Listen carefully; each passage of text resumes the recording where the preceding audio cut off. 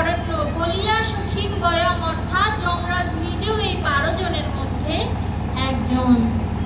স্বয়ম্ভু, নারদ, শম্ভু, এরা এই আমাদের যত শাস্ত্র গ্রন্থ এদেরই বেশিরভাগ লেখা।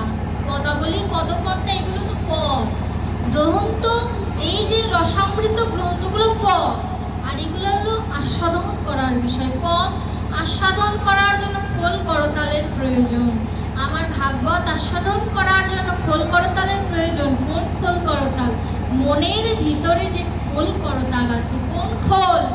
যে খোলে কৃষ্ণ বলে, সেই মনের দরজা খোল, সেই খোল হচ্ছে। আর করতাল হাতে দিয়ে তালি একবারেই রসশাস্ত্র আস্বাদন করো, এই হচ্ছে করতাল।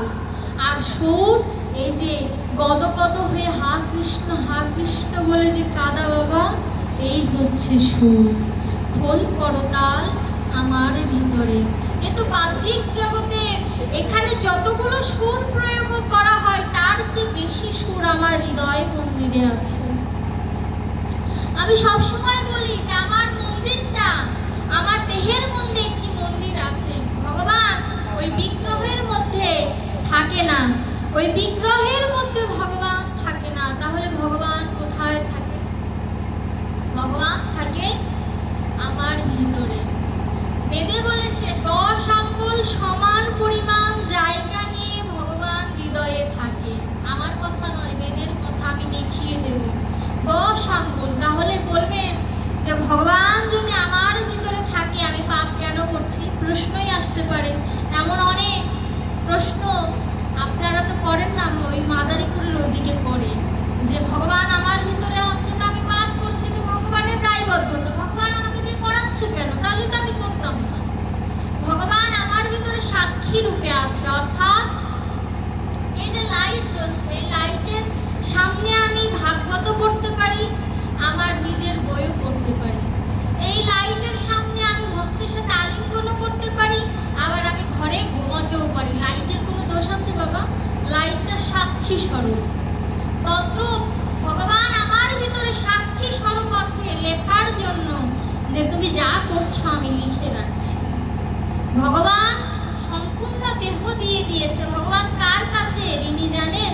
যাকে সম্পূর্ণ দেহ দেয়নি তার কাছে ভগবান দায়বদ্ধ। সে বলতে পারে ভগবান আমাকে অঙ্গ দাওনি, আমি কি করব? কিন্তু আমরা যারা পূর্ণাঙ্গ অঙ্গ পেয়েছি তাদের কাছে ভগবান দায়বদ্ধতা নেই, ভগবান তাদের কাছে কোনো ঋণ নেই। এবার বলতে পারে যে আমি তো ভগবানের কাছে বিভিন্ন কিছু চাওয়ার উদ্দেশ্যে কৃষ্ণ বলি, হা কৃষ্ণ রক্ষা করো। এই কৃষ্ণ নামটা কি তাহলে ভগবান লেখেন না? ভগবান লেখেন না। তাহলে তো চিত্রগুপ্তও লেখার কথা নয়, চিত্রগুপ্তও লেখে না। তাহলে যে আমি দিব্য নাম বলছি, এই নামটা কে লেখে? আমার দেহের ভিতরে যে আত্মা আছে সে লেখে। কেন লেখে? এই তিলে তিলে কৃষ্ণ বলা পুণ্য সঞ্চয় করতে করতে একদিন শুদ্ধ কৃষ্ণ বলার সৌভাগ্য হবে। এর জন্য শুদ্ধ কৃষ্ণ বলার সৌভাগ্য হবে এর জন্য। অর্থাৎ আমি দুঃখে থেকে সুখে থেকে যে কৃষ্ণ নাম বলি, এই কৃষ্ণ নাম চিত্রগুপ্ত বা ভগবান শ্রীকৃষ্ণ লেখে না, লেখে আমার ভিতরে আত্মা। সে লেখে দেহের ভিতরে শুদ্ধ ভাব, প্রেম, বৈরাগ্য আনার জন্য। অর্থাৎ কৃষ্ণ নাম তুমি যেভাবেই নাও বিফলে যাবে না। কৃষ্ণ নাম এমন একটা বিষয়বস্তু, কেউ যদি একবার স্মরণ করে কৃষ্ণ নাম তাকে ছেড়ে কোনোদিন কোনো কালে যায় না। বলবেন যে আমার তো সংসারে ব্যস্ততা আছে, আমি কি ভাগবত বিশ্রাম দিয়ে দেব কিছুক্ষণের মধ্যে? তাহলে আমি রঘুনন্দন গোস্বামীর একটি ছোট্ট জীবনী বলে আমি ভাগবতটা বিশ্রামে রাখবো। রঘুনন্দন গোস্বামীকে একবার নয়, দুবার নয়, 3 বার বিবাহ বন্ধনে আবদ্ধ করতে চেয়েছেন তার পিতা। স্ত্রীর নাম হচ্ছে সরজ, আমরা সকলেই জানি। সরজকে তার শ্বশুর মশাই ডেকে এনে বললেন যে সরজ মা, তোমার একটি মাত্র কাজ। কি কাজ বাবা? আমার সন্তানকে মায়া জালে বেঁধে রাখতে হবে। সরজ মাথা নাড়িয়ে বললেন ঠিক আছে। এবার স্বামীর কাছে গিয়েছে রঘুনন্দন গোস্বামী, তিনি কাঁদছেন। পত্নী জিজ্ঞেস করলেন, স্বামী তুমি কাঁদছো কেন? তুমি কি কাউকে ভালোবাসতে? রঘুনন্দনের উত্তরটা, হ্যাঁ গো প্রিয়ে, আমি একজনকে খুবই ভালোবাসি, তার সাথে আমার বিবাহ বন্ধনে আবদ্ধ হওয়ার খুব শখ ছিল। এই বলে আমার মতো অধম তো কাঁদতে পারছে না। রঘুনন্দন দাস গোস্বামী এই বলে হা কৃষ্ণ বলে কেঁদে ফেলেছে।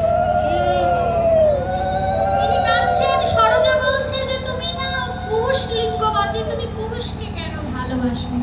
বলে আরে এ তো মনে মনে বিবাহ বন্ধন, যে একবার কৃষ্ণকে ভালোবেসেছে, যে আমার ওই গৌর বর্ণকে গৌরকে ভালোবেসেছে, সে কি আর সংসারে থাকতে পারে?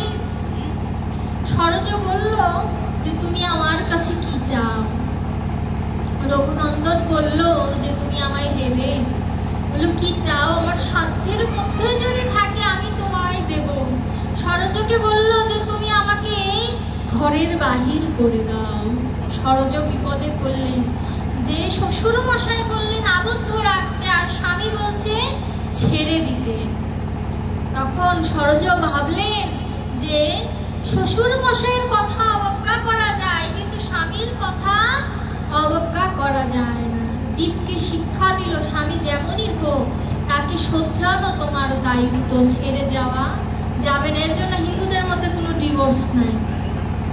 ভগবান কে স্মরণ করে রঘুনন্দন কেঁদে কেঁদে বলছে আমায় মুক্তি দাও। সরোজর পায়ের কাছে বলছে আমায় মুক্তি দাও।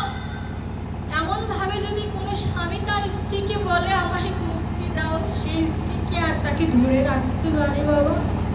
সরোজ বলছে ঠিক আছে, আমি তোমাকে আমার ঘরে বাহির করে দেব। বলল না, এ ঘরের বাহির করলে হবে না, তুমি আমায় বাহির দরজার বাহির করে ঘাটের কাছে নিয়ে চলো।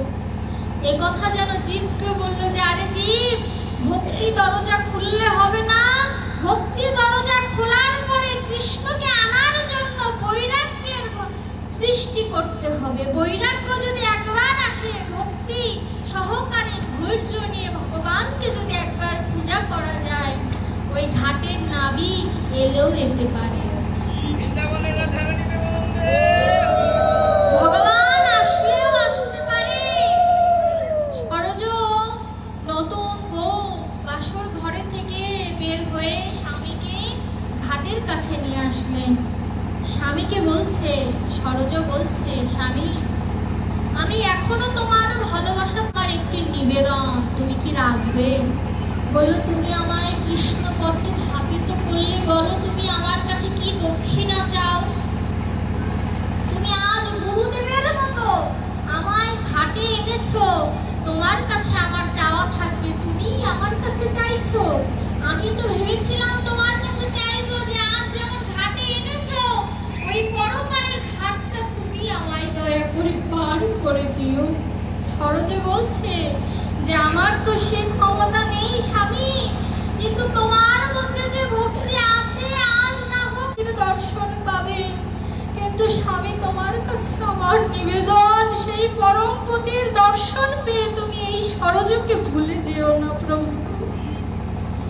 সেই পরম পতির কাছে আমার হয়ে একটু নিবেদন করো, সে যেন আমায় একবার হলেও পার করে দিয়ে যায়। প্রভু আমি এমন কোনো কর্ম করিনি। সরোজ কেঁদে কেঁদে বলছে যে প্রভু যদি সেদিন না আসে স্বামী, তুমি সেদিন আমায় পার করে দিয়ে যেও। দেখুন শুদ্ধ কৃষ্ণ ভক্ত স্ত্রী বা শুদ্ধ কৃষ্ণ ভক্ত স্বামীর কি মহিমা।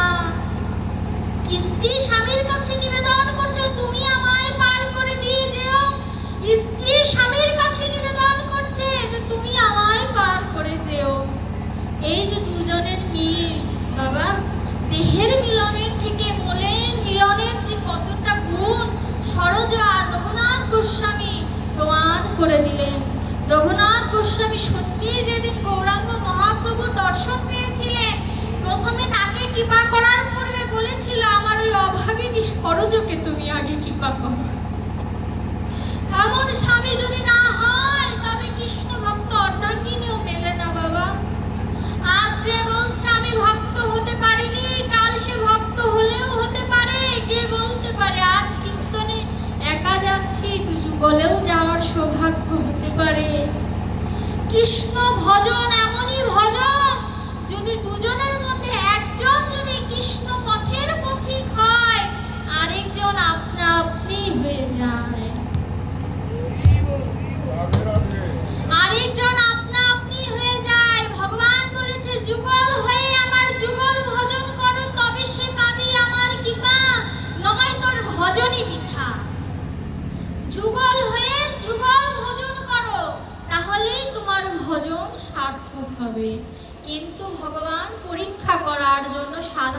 স্বামী স্ত্রী একরকম পাঠায় না, কিন্তু এক করে নিতে হবে। কেউ মায়ের গর্ভে থেকে পরীক্ষিত প্রহ্লাদ হয়ে আসে না বাবা।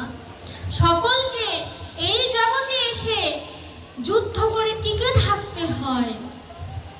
আমার চেয়ে, আমার মার চেয়ে হয়তো কেউ ভালো বুঝবে না। যা করেছে জীবনে, গোবিন্দ সহায় ছিল বলে এখনো টিকে আছে। এইটুকুই আপনাদের ভক্তের চরণে আমার নিবেদন। আপনারা সকলে আমায় আশীর্বাদ করবেন। আমি একটি কথা বলে বিশ্রামে রাখবো। মায়েদের উদ্দেশ্যে আমার নিবেদন থাকবে যে মা, তোমরা সকলে মাতৃরূপী। মা শারদাকে রামকৃষ্ণ নিজে পূজা করেছিল জীবকে শিক্ষা দেওয়ার জন্য, যে স্ত্রী শুধু ভোগের বিষয়বস্তু নয়, ভজনের বিষয়বস্তু। শারদা দেবীকে দিয়ে প্রমাণ করে দিয়েছিল। তো মায়েদের কাছে আমার নিবেদন, বাবারা তো সংসারের কাজে ব্যস্ত থাকে, চাকরি বাকরি করে, মায়েরা বেশিরভাগ গৃহিণী হয়ে থাকে। গৃহিণী না হলেও মায়েদের কথা সন্তানরা বেশি শোনে। সন্তানদের কাছে নিবেদন, যেমন মায়ের কথা শোনার, তত্র মায়েদের কাছে নিবেদন অন্তত একটু হলেও গীতাটা হাতে তুলে দেবেন। আর যদি গীতা হাতে তুলে দেন, বয়স হয়ে গেলে আপনার ভারটাও সেই ছেলে গ্রহণ করতে পারবে, সে মেয়ে গ্রহণ করতে পারবে। আর যে আমার মতো বয়সে গীতার ভার গ্রহণ করতে পারে না, সে কিভাবে বয়সকালে আপনার ভার গ্রহণ করবে? ভেবে দেখেছেন কোনোদিন? আগে গীতা ভাগবত তুলে দিতে হবে। ভগবান উপাসনা করলে পড়ালেখা করা যায় না, এগুলো ভুল কথা। সময় দেওয়া যায় না, এগুলো সমস্ত ভুল কথা। আমি পড়ছি না, আমাকে নিজেকে দিয়ে অপরাধ হচ্ছে, তবু বলছি। আমি যা জীবনে করেছি আমার মার বদলে অন্য কেউ হলে করতো না। এসএসসি পরীক্ষা, ইংলিশ পরীক্ষার আগের দিন কীর্তন শুনে তারপরে পরীক্ষা দিয়েছি। ভগবানের আশীর্বাদে, আপনাদের আশীর্বাদে A+ এসেছে। পড়াটা নিজের, গোবিন্দ ভজনটাও নিজের, ভক্তিটাও নিজের, ভক্তের চরণ ধুলিটাও নিজের। সুতরাং সবকিছুকে ভজন করতে হবে। ভজন যদি করতে পারি, বৈরাগ্যের উদয় হবে। কানে শুনে মনে যদি ধারণ করতে পারি, তবে এর সার্থকতা। শুনে লাভ নেই বাবা যদি আস্বাদন করতে না পারি। অন্ন যখন সেবা নেই, অন্নটা টক হয়েছে কিনা, ঝাল হয়েছে কিনা, এটা যদি আস্বাদন করতে না পারি, তাহলে খাবারটা খাওয়া যেমন বিফল, তত্র কৃষ্ণ নাম শুনে যদি আস্বাদন না করতে পারি, এই মানব জন্ম বিফল। এই মানব জন্ম সার্থক করার জন্য মায়েদের কাছে নিবেদন। আমি হয়তো আগামীকালকেও আপনাদের আশীর্বাদে এখানে আছি। আমার শ্রদ্ধেয় দীক্ষা গুরু, তিনি যে কোনো একটি কারণে আসতে পারবে না, কারণটা আমার জানা নেই। আমি হই বা অন্য কেই হোক, পাঠে আসবে। আপনাদের সকলের কাছে নিবেদন, আপনারা যেমন এসেছেন, আমার বয়সী মেয়ে হোক বৌমা হোক, আপনাদের প্রত্যেকের ঘরেই কম বেশি আছে, তাদেরকে নিয়ে আসবেন। এখানে আনলে লাভ ছাড়া ক্ষতি হবে না বাবা। আজ বুঝতে পারছেন না কি লাভ হচ্ছে, কিন্তু আজ না হোক বৃদ্ধ বয়সে ঠিকই বুঝতে পারবেন। আর আরেকটি কথা বলি, মা যদি খারাপও হয় তবু সে মা। সুতরাং কোনো মায়ের সম্পর্কে নিন্দা করার আগে 100 বার না 1000 বার ভাববেন। এটি আপনাদের সকলের কাছে আমার নিবেদন। কোনো মাই খারাপ হয় না, কোনো মাই সন্তানের খারাপ চায় না। সুতরাং কোনো কথা যদি কানে যায়, সবার আগে সেটিকে জাস্টিফাই করবেন, তারপরে ভিতরে ধারণ করবেন। শোনা কথাও ভুল হয়, দেখা কথাও ভুল হয়, এটুকু আপনাদের চরণে নিবেদন করবো। আমাকে ছোটবেলার থেকে, এই যে এই পাশের ভক্তরা আমাকে দেখছেন, খুব ছোটবেলার থেকে আসছি। আপনাদের কাছে নিবেদন, আর এই ভক্তদের কাছে আমার নিবেদন, আপনাদের চরণ ছাড়া আমায় করবেন। আর কিছু চাই না, শুধু আপনাদের চরণ ধুলিটুকু চাই। কোনো যদি অপরাধ করি, সন্তান জ্ঞানী নাতনি হিসেবে শাসন করবেন, কিন্তু কখনো সঙ্গ ছাড়া করবেন না। সকলের কাছে আমার একটি মাত্র নিবেদন, মানিকগঞ্জের মানুষ আমার পরম বান্ধব, মামুনি আমার পরম বান্ধব, এরা যদি আমার পাশে না থাকতো, হয়তো আমি ব্যাস আসনে বসার মতো ভাগ্য আমার হতো না। এই ব্যাস আসনে আমি যেখানেই বসি, এই মানুষটার কথা আমার সর্বপ্রথম মনে হয়। ইনার ঘরে শুধু আমাকে প্রচার করার জন্য ছেলের জন্মদিন উপলক্ষে লীলা কীর্তনের আগে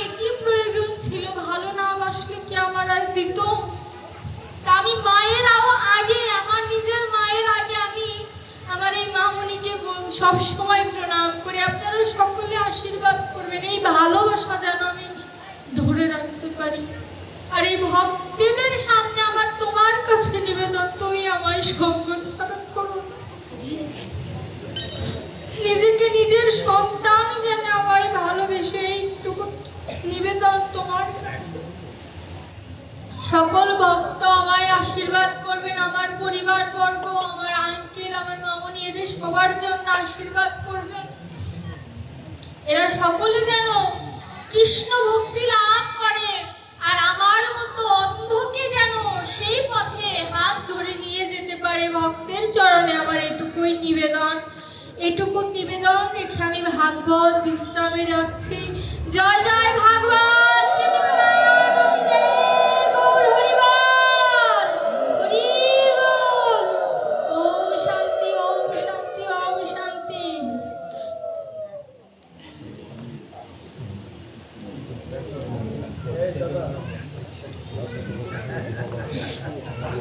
ভাগবত পাঠ আস্বাদন করলে কিছু দক্ষিণা